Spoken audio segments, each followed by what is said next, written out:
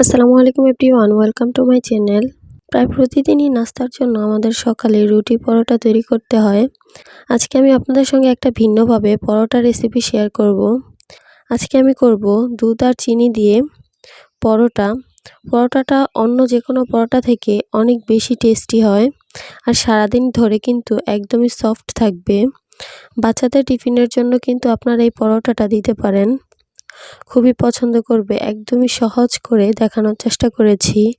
আশা করছি আপনাদের কাছে অনেক বেশি ভালো লাগবে আর সহজও লাগবে। যদি আমার রেসিপিটি ভালো লেগে থাকে অবশ্যই আমার চ্যানেলটি সাবস্ক্রাইব করবেন আর পাশে থাকা বেল বাটনটি ক্লিক করে রাখবেন আমার পরবর্তী ভিডিওর নোটিফিকেশন সবার আগে পাওয়ার জন্য। তাহলে আর কথা না বাড়িয়ে চলে যাচ্ছি পুরো রেসিপিতে। প্রথমেই আমি একটা মিক্সিং বোলে নিয়ে নিচ্ছি 1.5 কাপ ময়দা। আপনারা আপনাদের প্রয়োজন মতো আরও কমিয়ে বা বাড়িয়েও নেবেন। এরপর এখানে আমি দিয়ে দিচ্ছি 2 টেবিল চামচ চিনি, লবণ দিয়ে দিচ্ছি হাফ চা চামচ, গুঁড়া দুধ দিয়ে দিচ্ছি 1 টেবিল চামচ, 2 টেবিল চামচ দিয়ে দিচ্ছি রান্না করা রেগুলার তেল। এবারে সব কিছুকে আমি হাত দিয়ে খুব ভালোভাবে মিশিয়ে নেব। ভালোভাবে মেশানো হয়ে গেছে। এবার আমি এখানে 1 কাপ কুসুম গরম দুধ নিয়ে নিয়েছি আর এই দুধটা দিয়ে আমি ডোটা তৈরি করে নিব। দুধটা আমি একেবারে দিব না, অল্প অল্প করে দিব আর মিশাতে থাকব।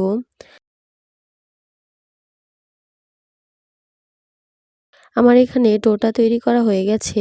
আমি একটা ঢাকনা দিয়ে ঢেকে রেখে দিব 10 মিনিটের জন্য। আর 10 মিনিট পর এই ডোটা আরও কিছুটা সফট হয়ে যাবে। আমি এই ডোটাকে আরও কয়েক সেকেন্ডের জন্য ভালোভাবে মথে নিচ্ছি। এরপর এখানে আমি পরোটার জন্য লেচি কেটে নিব। এবার এই লেচিটা দিয়ে আমি একটা রুটি বেলে নিব। সামান্য ময়দা ছিটিয়ে আমি রুটিটা বেলে নিচ্ছি। রুটিটা বেলা হয়ে গেলে আমি রুটিটার উপরে 1 চা চামচ তেল দিয়ে দিচ্ছি। এবার তেলটাকে আমি রুটির চারপাশে ছড়িয়ে দিচ্ছি।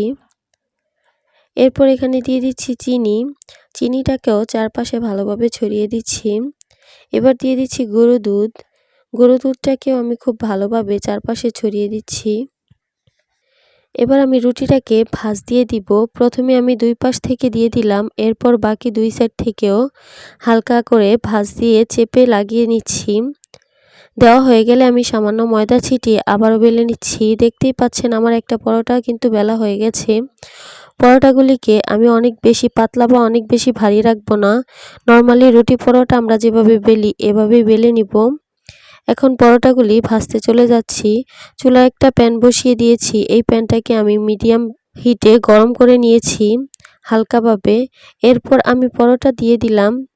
30 থেকে 40 সেকেন্ডের মতো একটা পাশ ভেজে নেওয়ার পর আমি অন্য পাশটা উল্টে দিচ্ছি। আমি কিছুক্ষণের জন্য সেঁকে নিব। এরপর আমি এখানে দিয়ে দিচ্ছি 1 চা চামচ তেল। এবার 2 পাশ থেকে একটু চেপে চেপে পরোটাকে ভেজে নিচ্ছি। দেখতেই পাচ্ছেন পরোটাটা কিন্তু খুব সুন্দরভাবে ফুলে উঠেছে।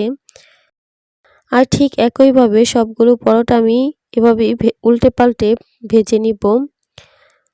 এবার একটা এয়ারটাইট বক্সে রেখে এই পরোটাগুলি সারাদিনের জন্য ঠিক একইভাবে রাখতে পারবেন। আশা করছি আমার আজকের রেসিপিটি আপনাদের কাছে অনেক ভালো লেগেছে আর সহজও লেগেছে।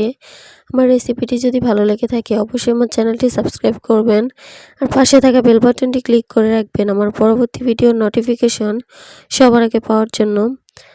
আজকে এই পর্যন্তই। সবাই ভালো থাকবেন। আল্লাহ হাফেজ।